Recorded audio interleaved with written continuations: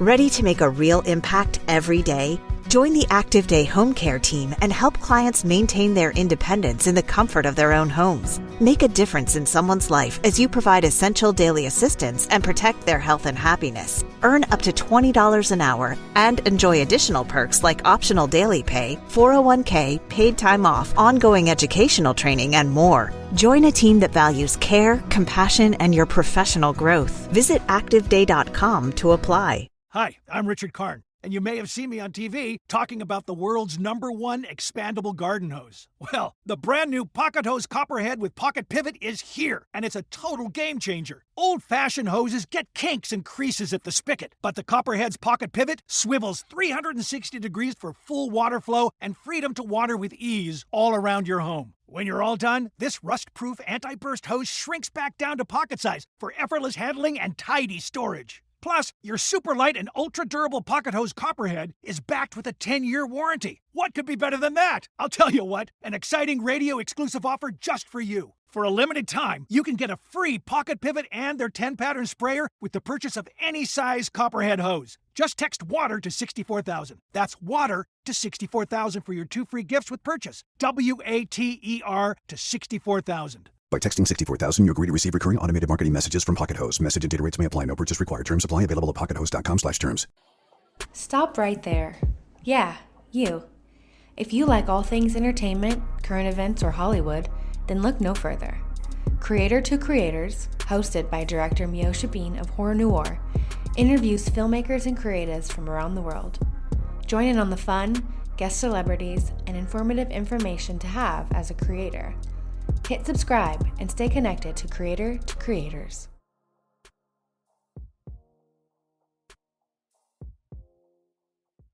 Hi guys, welcome to another episode of Creators to Creators today. Today we have a special guest. Hi, I'm Natasha Bickle.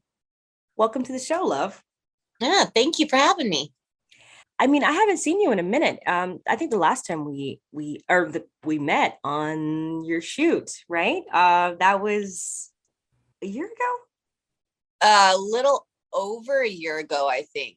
Wow. Just a tad, because I think we were filming because it was for a Halloween episode, and it was like into summer because it was hot. It was hot. It was so scorching, and we saw a snake. Right about now, I would say, maybe a little bit over a year. Yeah. And that was a whole adventure on itself. Like, this has been my happy place is with those girls, because the creating part is what keeps me sane in this wild industry. So definitely it's a lot of learning, a lot of creating together, and I think got it. We're right about to be able to launch our first episode. So I can't wait to see it. Like I'm excited to see it. It'd be funny. You guys get along so well, and you can see it. So I'm sure people are gonna it's gonna resonate through the screen, that like your chemistry that you guys have. So I think it's cool to see women, I was to say girls probably, but yeah. Women, showing up and working together. I find that very good. Yeah. And learning from each other. Like, we all have our different strengths, right? And then we come together and we have this product because of all of the strengths that we have, and we come together and find the right people, and we've got, the right crew, and we're all a tight-knit group, so we can do late night shoots. Like, after we're all done working, we can still get it done and still pay our bills. You know what I mean? Exactly. I love to start from the beginning. Like, what was your childhood like, and how did you find your way into the creative world? I moved around a lot when I was a kid. Okay. But before we started moving around, I lived in Colorado with my grandma. Well, obviously lived with my parents, but my grandma took care of me for the most part. And she was wild, to say the least. She actually ran away from home and joined the circus. She was the trick horse rider, like the hot girl that would do like flips on the horse's butt. Wow. Like, so she was always just whatever your dream is, we're doing it kind of thing. So we would put plays, and we have this big... Hi, I'm Richard Karn, And you may have seen me on TV talking about the world's #1 expandable garden hose. Well, the brand new Pocket Hose Copperhead with Pocket Pivot is here, and it's a total game changer. Old-fashioned hoses get kinks and creases at the spigot, but the Copperhead's Pocket Pivot swivels 360 degrees for full water flow and freedom to water with ease all around your home. When you're all done, this rust-proof anti-burst hose shrinks back down to pocket size for effortless handling and tidy storage. Plus, your super light and ultra-durable Pocket Hose Copperhead is backed with a 10-year warranty. What could be better than that? I'll tell you what, an exciting radio-exclusive offer just for you. For a limited time, you can get a free Pocket Pivot and their 10-pattern sprayer with the purchase of any size Copperhead hose. Just text WATER to 64,000. That's WATER to 64,000 for your 2 free gifts with purchase. WATER to 64,000. By texting 64,000, you agree to receive recurring automated marketing messages from Pocket Hose. Message and data rates may apply. No purchase required. Terms apply. Available at pockethose.com/terms. Roll of paper, and we would make props out of it, dresses out of it. So the imagination for the creative side started very, very early, and I think it's in the blood. Yeah, I'll say, yeah, definitely. So then moving around, I got to experience a lot of different ways of growing up. So I've definitely lived in the country, like country, like us, the mountains, like, we're skinny dipping in the creek kind of stuff. Growing up in the 90s in LA, right? Nice. And just, I was really, I've always been into music. Like I work at the Hollywood Bowl, like nice. I'm really into all of it. So I spent a lot of time in high school at all of the different, like Roxy, the Whiskey, all of the, the Rainbow Room, all that good fun stuff.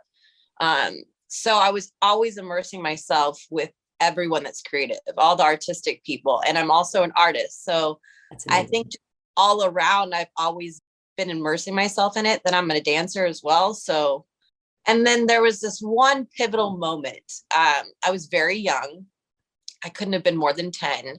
My dad, this is during the writer's strike in the late 80s, early 90s. Okay. So, not writer's strike. The people that build the sets. So they, as in the Hollywood elite, right, were actually outsourcing to just regular general contractors to build their sets. My dad is a general contractor. Nice. Got pulled on to Deep Space Nine. Wow. Had the opportunity to take his girls to set. That was it. That's awesome. Like I was on set. I remember watching the show, and the first thing I did was run and jump on the bed to see what the bed was, because the bed was really cool. It like pulled out of the walls, all sci-fi. It was just a block of wood. But from that moment on, like that just really just sunk in, and I couldn't get enough of it. And it's not even that I just want to be an actor. I want all of it. Like I love the whole creative process, the writing. Like, and I didn't even think I could write until, I was shoved into it. And I'm like, oh, this is actually not so bad. Yeah, I totally agree with you. So yeah, I'm just living the dream now, working at it, doing what I love. I love that. I love that. There's no cap for you. Like it's everything. And I feel like that is the way to go. I think it's like growth. It's like, even in life, it's like, you don't get to love me. Like, okay, I know this now, I'm good, and now it's like, why put a cap on your creative process? Like there's so many avenues. There's a billion different ways of doing everything. And that's what I just thrive off of is, all of it. I love that. No, that's great. So you, that was born. What made you say, okay, yeah, I want to definitely give acting a try. I want to. When I was younger, me and my mom started doing research, because this is back in the 90s. The whole industry has completely shifted. It's nothing like it was in the 90s. 90s, you would actually have to get a book to look at the casting. You would actually go and cattle calls, right, where there's 400 people in line. I finally found like an open showcase, and I went and got picked up. Started studying acting and stuff, but it was just too much for my parents to drive back and forth. So I decided to focus on dance, and then life happened. I had my son, I had a whole career. got married, the whole nine, right? Wow. Got divorced, sued the company I was with 15 years. My whole life flipped upside down. Wow. And I asked my grandma, oh, what the fuck am I supposed to do now, right? Yeah. Yeah. Like, you are already known all your life what you want to do. Just go for it. Stop being so scared and just go for it. I've been at it for about 6 years now, just full force. I've had a couple different agents. I'm represented by a management company now, MLU Management. Hi, Jill. Gotta say hi to my girl. So yeah, just, pushing through auditions and bookings and creating my own clips and my own web series and, staying up to date on whatever the industry standard is now, because it changes. Forever changes. Yeah, it's crazy. Yeah. So, yeah, just, on the grind. I love that. No, that's good. In your journey and, and as you're going, has there been any moments of like uncertainty? Like, okay, as far as like, am I doing this right? Even though, yeah, you're creating things, but it's like, okay, what is, is this like the right direction I'm supposed to be on? Because I mean, there's moments when it's like, it's quiet moments and it's like, you're not working. You're like, I don't think if I said no, I would be lying. No, like I literally had a complete meltdown yesterday. Oh, no. No. And this happens to everyone. You have to have a strong support system. Like this is not an easy career. This is 99.9% rejection. This is a lot of working for free. This is long hours, making the time for what you love. You have to have that support system or you're going to falter. There's no way I could do any of this by myself. And like Reggie, one of the girls in our web series, I'm texting both the girls last night. I'm just done. I don't think I can keep doing this anymore. And they're like, oh girl, I had that moment earlier. And they, they get me back to reality. Yeah. Sometimes it's just too much. And when it's just too much, walk away, 30 minutes, go swim, go punching bag, something, right? Yeah. And that the love is always there. It's never going to go anywhere. And that passion for doing what we do is there. It's just, we're very dramatic people. We're trained to be an open book, right? Like I'm trained to be able to feel what I'm feeling on the outside. And I'm a realist and I love too hard and I share too much. And it's a lot of emotion and stuff all of the time. So you would have to be completely nuts not to have breakdowns of not wanting to do this. Yeah, no, I'm it's sure. A lot of work. It's a lot of work for free. It's not, and people that are actors that are getting to this, you don't get into it for the money.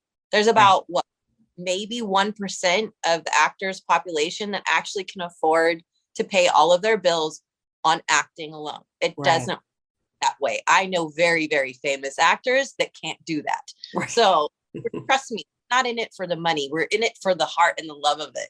Trust us.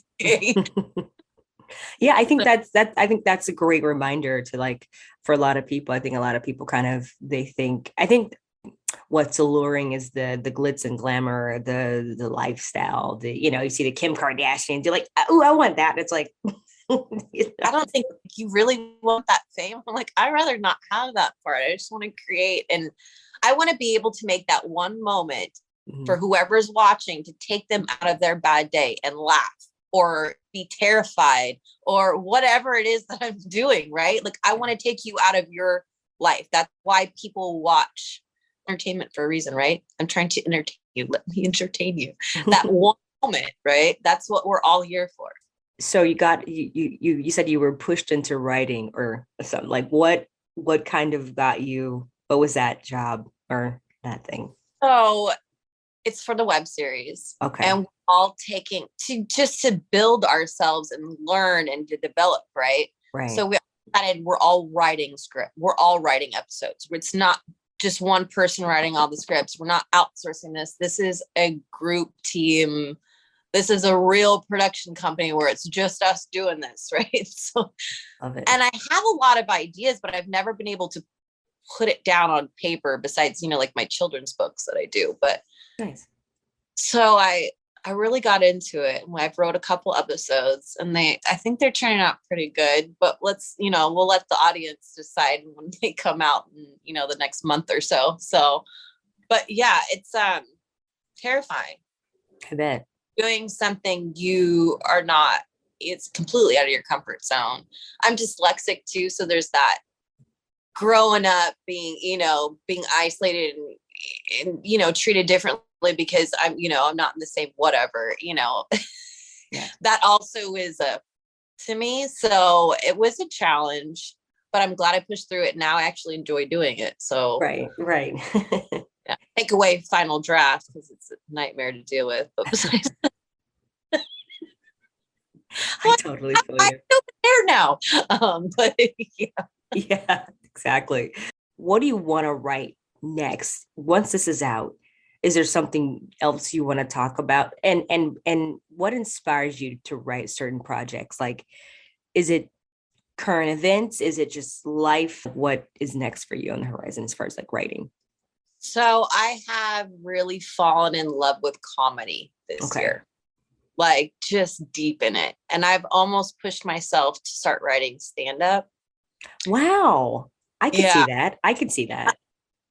What it comes down to when I do write the comedy, it's stuff I've done in my life or the klutziness of my life, or you know what I mean? Like just the weird, awkward situations I sometimes get myself into because I am so trusting and just so eager to meet and connect with the human race that so I get myself into pickles. And like, I think that's really, and I think that's why I like writing is because it's easy to connect with the human, because I know this has happened to other people. Oh yeah. Oh yeah. 100%. Like that. So, I think I am really enjoying making people laugh and that side of it, because the training that I do with Rodney Rowland right now is so intense and so emotionally and mentally draining that even if we work on something for 45 minutes, I had been working on it for a solid 2 weeks, and it's things that you have to connect to that aren't the best parts of your life. Right. So I need that balance. And I think as I'm developing that, I can still develop this and have a nice medium, and where I'm not feeling, because there is a dark spot in acting, right? If you go far, it can be very dangerous. And if you don't have a strong mental capacity to handle that stuff and know how you're going to react to it and how to get yourself out of it and not stay in that dark and twisty place, it's very dangerous. So I think I finally found a balance, which has helped a lot. Yeah, that's great. It's like, it's therapy, really. I think when you're doing the work, like you said, it's some scary like I commend actors. I mean, I did acting for a bit, and then I was like, whoo, man, that is the things that you confront, and it's like, and it just like, it's in your face and you're like, oh my God. So I'd rather just go to therapy. And I swear to you, I dealt with this in therapy 10 years ago. Why is this bothering me so bad? He's like, yeah, welcome to my world. I'm like, oh my God, what's happening? No, it's amazing what acting like opens up for, if you want to go on that journey of self-discovery. I think it's all a part of it. I think it really is. It's I find it very, very interesting. I mean, what have you thought about like as far as like film, or like it's like directing something like a drama? Because I can see you totally directing something like dark and like interesting. And there is a personal story that I've been working on for years, but I'm emotionally or mentally ready to put it out there. But eventually, yes, there is a story something that happened to me that I know I'm not the only person, but it's also a very personal, scary situation that I went through. So I'm waiting on that. I'm still working on it, but I am working on something creepy. Ooh, I've been working years. Okay. So this idea came to me when I was a kid, and it's been floating around my head forever. And it came from a book. I don't even remember who wrote this book. It was called like Dollhouse Murders. And that kind of spiraled my head. So a couple years ago, I bought one of those mini houses that you build, like you sew the couch pillows together. And you need like those little glasses. the glasses. God. That small. Like I remember making a wisp, like for the kitchen, like a wisp. Yes. They give you like a thing of wire and you got to cut the wire and like, wow. Anyways, so I'm making this mini house, but what I want to do, I make miniature stuff. It's one of my art things I do. I make little miniature, I don't know. Anyway, so like little dolls and stuff for the dollhouse. And there's this whole horror movie that I've been working on, but I want to almost do like a stop motion. Ooh. But the actor's face, like the actors are still going to act it, right? But just put their face on it. So there's a whole nother level of creepy. I like that. That's fun. Oh, different. And also I'm working on, but I have a feeling that's going to be more horror comedy driven because I can't drop the comedy right now. It's just, it's too good. Just too much. And I've had the luxury of working at the Bowl, and the perks of the job are seeing all these comedians, right? Like I got to see Dave Chappelle this year. Oh my God. Oh, I love Dave. Oh, I got to see Steve Martin and Martin Short. Like I've got all of these amazing people that I could just be around, and just the energy there is just brilliant. So that keeps me driven too. So my side jobs are helping me stay on my right path, right? So no, that's great. Do you feel like the industry is changing for women in general, just like as far as like providing more opportunities? I believe, but very slowly. Okay. Not enough. And then with what's recently happened, I don't know, like I'm so infuriated with everything that happens to women right now that if I start, I'm not going to stop.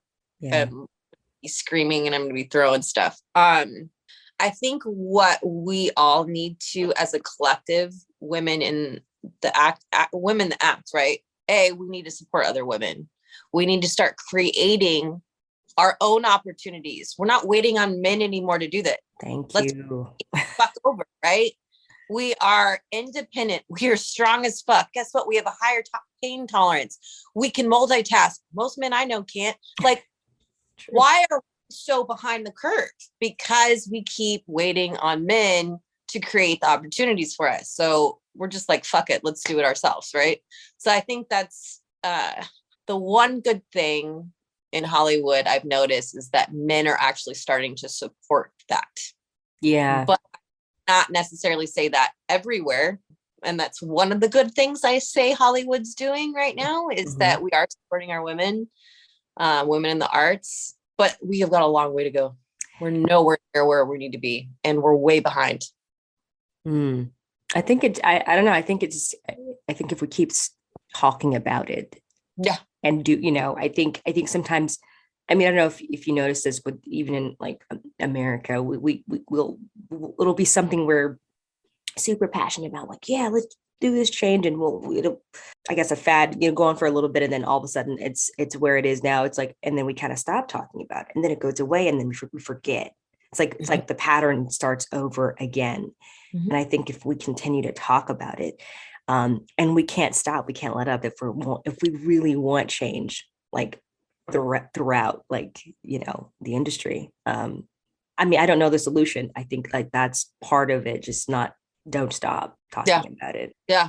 Get the word out there, keep supporting other women in the arts, and be vocal about it, and actually create stuff that's just for women, right? Or not just women, but just a group of women that are creating this. Like, we can write stuff that men are going to like, trust us. Like, we all are here. Like, we're all in the same world, right? Like, we all see the same shit. Like, that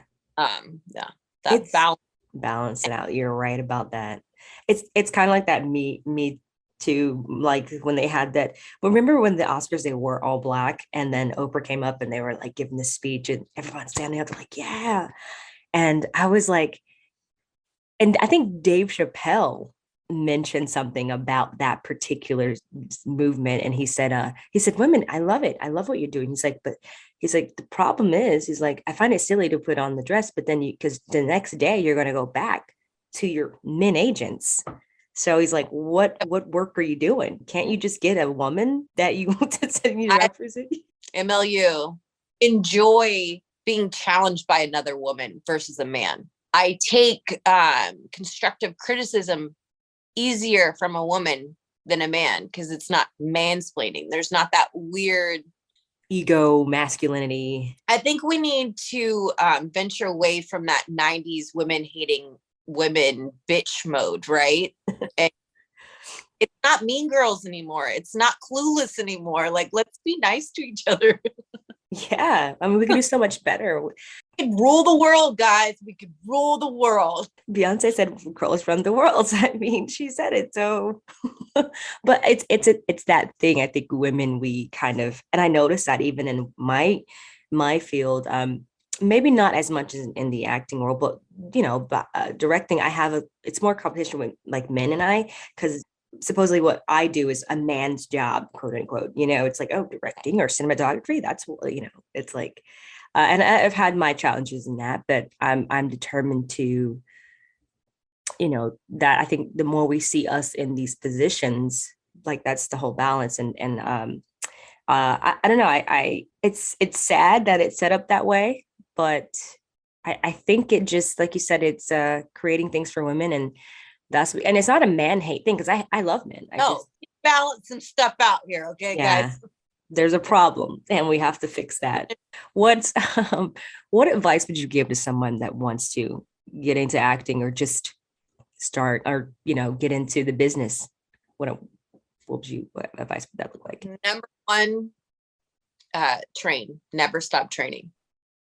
There's, trust me, so much to learn, and sky's the limit with training, especially now that past the COVID age, right? Like, everything's on Zoom. You can take whatever. I've been taking classes from someone that's in New York. Rodney Rowland doesn't live in California. He lives like in Atlanta. I take classes from the people I want to take classes with, because you have that opportunity now. So there's no excuses not to train. Like, you wouldn't go to the Olympics without training on whatever it is, right? Why would you think that you just do it? It's not as easy as you think it is in your head. So definitely start training. Second thing, find yourself a mentor that knows what they're doing and talking about, especially when it comes to the business of acting. This is a business. You have to treat yourself. You are the asset. You are the business. You are selling yourself. I'm not saying you're a whore. I'm saying you have to sell your skills, your skill set, what you can bring to the table, what casting needs from you, what the director needs from you. You need to know these things. So the more you know about how the industry is constantly, evolving, because it changes daily. And if you don't know these things, you're going to fall behind, and you're not going to get anywhere. And I highly suggest taking Wendy Elaine Wright's Winner Circle, because she's brilliant. She's been my mentor for like 4 years now.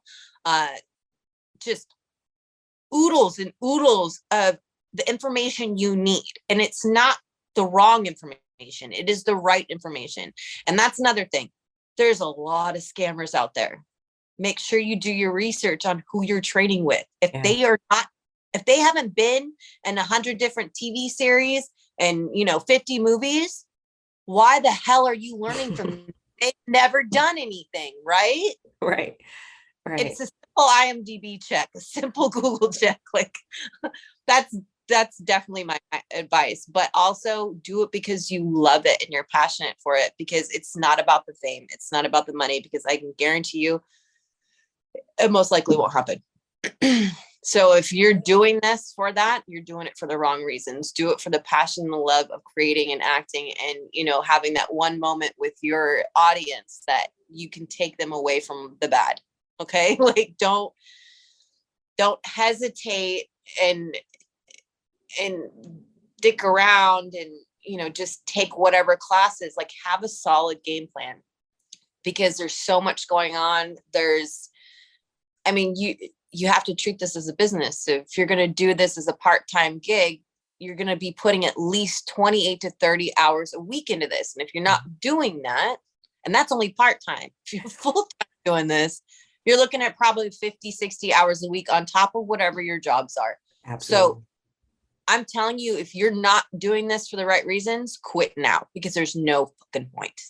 Like, if you don't have the real love for this, it's not here. We're not here for the fame. Go get on a reality TV show, to be, an influencer, there's other ways to be famous. That's way easier than doing it this way. Yeah. So, and then it's a lot of heart from other people that, really sacrifice a lot to do what they love. Yeah. So you're also wasting other people's time. So that's my advice. Like, if you got to make sure you're really in this, or just walk away now, because it's not going to be worth it. It's not going to be fun. It's not going to be fun for anyone else.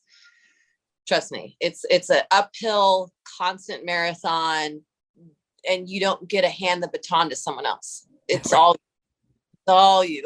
I mean, yes, you have your team and all that work, but what it comes down to is your work, your passion, your constant, or you know what I mean? Just constantly working at it. You can't just training.